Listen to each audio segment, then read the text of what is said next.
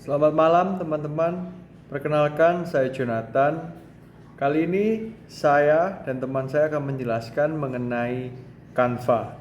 Tentu saja Canva sudah tidak asing di telinga kita, terutama untuk anak-anak muda zaman sekarang.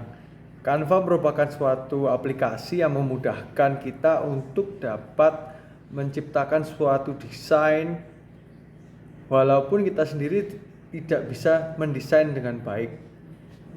Sebelumnya, desain harus dibuat satu persatu mulai dari ilustrasinya hingga bentuk template-nya. Dengan Canva, sekarang kita bisa membuat desain dengan ilustrasi yang sudah tersedia dan bahkan template yang sudah tersedia. Kali ini, teman saya akan menjelaskan mengenai apa itu Canva. Perkenalkan, nama saya Aldit Farol Allegra akan menjelaskan tentang Canva. Canva adalah sebuah platform desain grafis yang memungkinkan pengguna untuk membuat berbagai jenis desain grafis dengan mudah dan cepat, tanpa memerlukan keahlian desain yang mendalam. Canva menawarkan berbagai macam template yang siap digunakan untuk membuat desain seperti poster, kartu ucapan, brosur, undangan, presentasi, dan masih banyak lagi. Selain itu, Canva juga dilengkapi dengan berbagai macam fitur seperti pengeditan gambar, pemilihan font, dan penyimpanan dalam format berbagai macam file seperti PNG, JPG, PDF, dan lainnya. Canva dapat diakses melalui situs web atau aplikasi mobile yang tersedia untuk perangkat iOS dan Android. Canva menjadi sangat populer karena kemudahan penggunaannya dan ketersediaan template desain yang beragam. Selain itu, Canva juga memungkinkan pengguna untuk berkolaborasi dalam membuat desain dengan orang lain di mana saja di dunia. Canva juga menawarkan fitur premium yang memungkinkan pengguna untuk mengakses lebih banyak template, gambar, dan fitur desain yang lebih canggih. Namun, pengguna juga dapat menggunakan Canva secara gratis dengan akses terbatas pada template dan fitur desain. Canva telah digunakan oleh jutaan orang di seluruh dunia untuk membuat desain grafis untuk keperluan pribadi dan bisnis.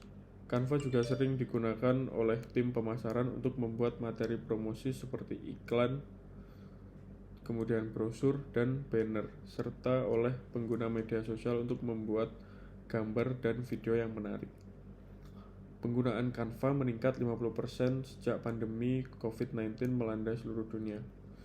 Akhir Juni kemarin, Canva bernilai 6 juta dolar atau setara 87,2 triliun, melonjak dari 3,2 juta dolar. Adanya peningkatan ini disebabkan oleh banyaknya pengguna yang menyadari betapa pentingnya sebuah platform desain yang lebih kolaboratif dan terjangkau di tengah pandemi. Dan Canva mampu menyediakan itu semua. Kesuksesan Canva tersebut berhasil membuat Melanie Perkins menjadi wanita terkaya ketiga di Australia.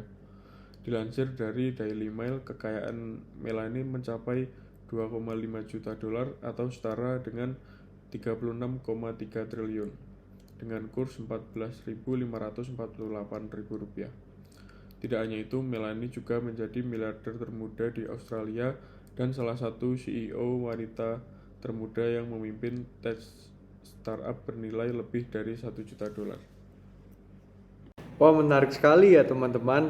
Ternyata Canva begitu membantu kehidupan anak-anak zaman sekarang, terutama juga perusahaan-perusahaan yang sudah mulai maju.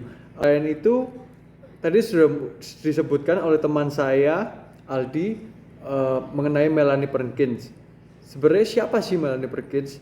Banyak orang tahu mengenai aplikasi Canva, namun tidak banyak yang tahu mengenai siapa pendirinya. Nah, berikut akan dijelaskan oleh teman saya mengenai siapa itu Melanie Perkins dan bagaimana dia bisa menciptakan perusahaan Canva. Dari mana idenya dan bagaimana dia bisa berkembang sampai sekarang. Silakan Bang Aldi. Melanie Perkins. Melanie Perkins lahir di Perth, Australia Barat. Dia adalah putri seorang guru kelahiran Australia dan seorang insinyur Malaysia keturunan Filipina dan Sri Lanka. Ia bersekolah di Sacred Heart College, sebuah sekolah menengah yang terletak di Sorrento, pinggiran Perth Utara. Di sekolah menengah, Perkins bercita-cita menjadi skater figur profesional dan secara rutin bangun jam 4.30 pagi untuk berlatih. Pada usia 14 tahun, dia telah memulai bisnis pertamanya, menjual shell buatan tangan di toko dan pasar di seluruh Perth. Setelah SMA, Perkins mendaftar di University of Western Australia, mengambil jurusan komunikasi, psikologi, dan perdagangan. Di saat itu, Perkins juga menjadi guru private bagi siswa yang belajar desain grafis. Dia memperhatikan kesulitan yang dialami siswa dalam mempelajari program desain seperti Adobe Photoshop, di mana siswa sering membutuhkan 1 semester di universitas untuk diperkenalkan dengan fitur dasar dari program desain yang rumit ini. Perkins berpikir ada peluang bisnis dalam membuat proses desain lebih mudah. Idenya adalah membuat platform desain yang tidak memerlukan pengalaman teknis.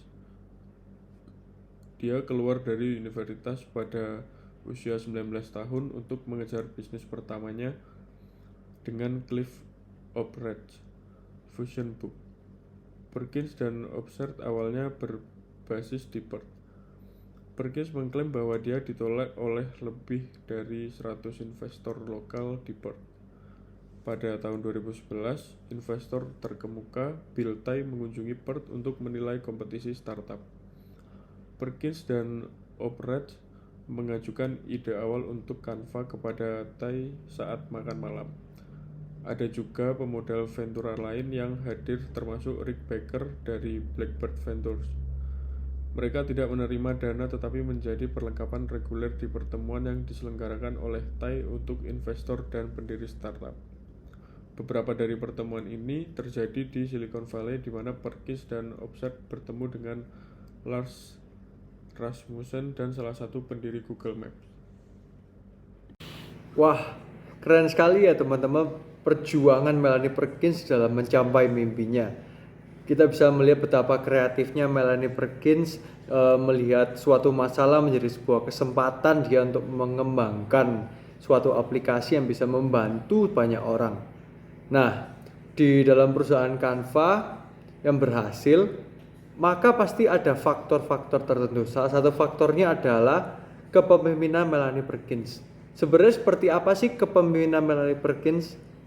Berdasarkan riset dan literatur yang kita pelajari mengenai Canva, Melanie Perkins merupakan suatu leader atau suatu pemimpin yang memiliki jiwa partisipan, yaitu dia menggunakan partisipasi banyak orang untuk mengambil keputusan.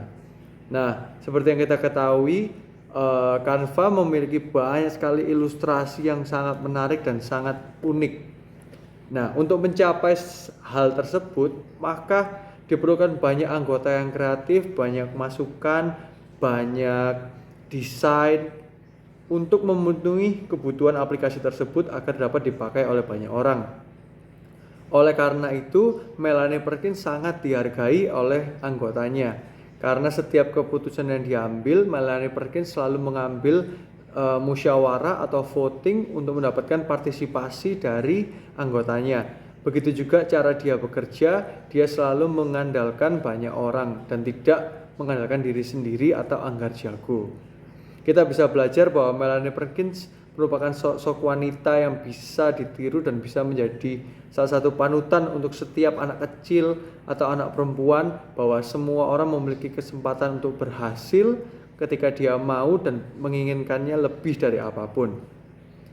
Sekian dari saya Jonathan dan teman saya Aldi mengucapkan terima kasih untuk anak-anak muda, tetap semangat dan tetap berjuang untuk mencapai mimpinya.